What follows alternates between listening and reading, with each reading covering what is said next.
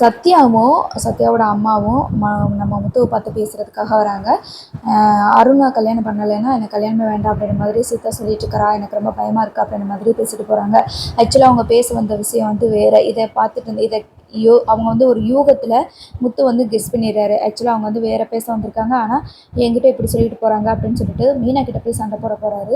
உங்கள் அம்மாவை நீ தான் அனுப்பி வச்சியா அப்படின்ற மாதிரி. நான் எதுக்கு அனுப்ப போகிறேன், அதுவும் கார் செட்டுக்கு நான் எதுக்கு அனுப்ப போகிறேன், சொல்லுங்கள் என்ன நடந்துச்சு அப்படின்னு சொல்லும்போது நடந்த விஷயங்கள் எல்லாத்தையுமே சொல்கிறாங்க. எனக்கு ஒருத்தர் பிடிக்கல அப்படின்னாலுமே அவர் நல்லவங்களா இருந்தாங்க அப்படின்னா நான் கண்டிப்பாக மனசு மாதிரி ஏற்றுக்குருவேன். இவன் வந்து நல்லவனே கிடையாது, எப்போ பார்த்தாலும் பழி வாங்கணும் அப்படின்ற நினைப்பு மட்டும்தான் அவன்கிட்ட இருக்குது. இப்போ சீதா கூட ஏதாவது ஒரு சண்டை அப்படின்னு வச்சுக்கோங்க, ஃப்யூச்சரில் அவள் கூட சண்டை போட்டு அவளை எப்படியா பழி வாங்கணும்னு தான் நினச்சிட்டு இருப்பான். இப்படி ஒரு சைக்கோவை எப்படி கல்யாணம் பண்ணி தர்றது அப்படின்ற மாதிரி நம்ம முத்து வந்து சொல்லிடுறாங்க. நீங்கள் எப்போ பார்த்தாலும் ஒரு தடவையாவே யோசிச்சுட்டு இருக்கிறீங்க, உங்கள் சைடு மட்டும் தான் நீங்கள் யோசிக்கிறீங்க, அவர் நல்லவர் அப்படின்ற கோணத்தில் விசாரிச்சு பாருங்களேன் அப்படின்ற மாதிரி சொல்ல, நான் ஒன்றும் விசாரிக்காமல் இல்லைல்ல, எல்லாருக்கிட்டையும் நான் விசாரிச்சு தானே இருக்கிறேன், ஏன் கூட வேலை பார்க்குறவங்களே விசாரிச்சு தானே இருக்கிறேன். ஒருத்தவங்க பிடிக்கல அப்படின்னா ஒரு நீதி நேர்மையோட தானே வேலையில் இருக்கணும்.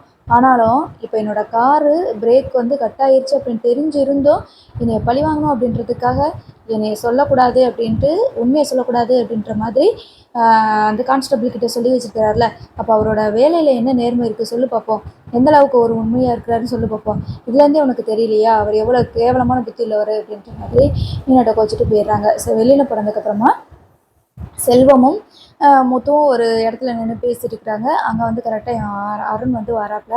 வந்துட்டு என்ன ஒரு மாதிரியாக பார்த்துட்டு நின்றுட்டுருக்குற, உன்கிட்ட வந்து நான் ஏதோ பேசுவேன், பொண்ணு கேட்பேன் அப்படின்னு நினச்சிட்ருக்கியா, எப்படி சீதாவை என் வழிக்கு கொண்டு வரணும்னு எனக்கு தெரியும், அவளை நான் எப்படி கல்யாணம் பண்ணணும்னு எனக்கு தெரியும், என்னமோ நாங்கள் தானே வாழ போகிறோம், உன் சம்மதம் வேணும்ல நீ எதிர்பார்த்துட்ருக்காத, எனக்கு உன் சம்மதத்தை மீறி அந்த குடும்பத்தை என் பக்கத்தில் நான் இழுக்கிறேன் அப்படின்ற மாதிரி சொல்ல, உடனே முத்து இருந்துட்டு தேவையில்லாததெல்லாம் பேசிகிட்டு இருக்காத, சீதா என்னை தாண்டி உன்னை கல்யாணம் பண்ணவே மாட்டான், முதல்ல அவள் ஏன் வீட்டு பொண்ணு அப்படின்ற மாதிரி சொல்கிறாங்க. பாப்பையா உன் மொத்த குடும்பத்தையும் ஏன் பின்னாடி நான் இழுக்கிறேன் அப்படின்ற மாதிரி சொல்கிறாங்க. இதுக்கு மேலே ஏதாவது பேசுனேன்னா உனக்கு மரியாதை இல்லை, மரியாதையாக போயிரு இங்கேருந்து அப்படின்ற மாதிரி முத்து சொல்கிறாரு.